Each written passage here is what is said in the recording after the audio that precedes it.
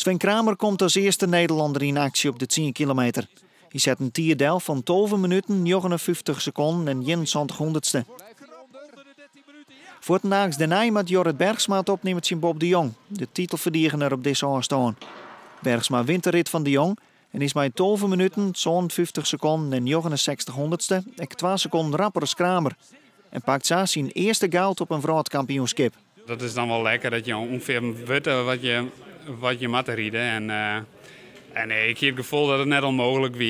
Het gevoel, ik ben nog wat ziekje deze week, maar ik pakte hem er wel goed op. En de rondjes die ik rijd, die pakte ik wel makkelijk. Dus dat was een goede rit.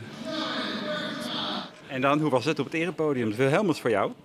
Ja, hartstikke mooi. Hartstikke mooi. Ik moest wel even denken om mijn Beppe, die is een peer Jan Lien is die verstaan. Dus dat sprong wel even door me heen. En deze is ik voor haar. Dus ik ben wies dat ik deze voor haar kon winnen. Het brons is van Bob de Jong en zo kleurt het hele podium oranje.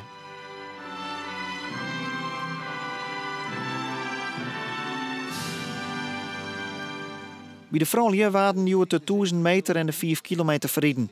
Irene Wust weet haar gouden riegen net terug te zetten. Op beide afstanden wordt ze twats. Maar het Leenstra van Wiekel komt op de 1000 meter net verder als het 8e plak.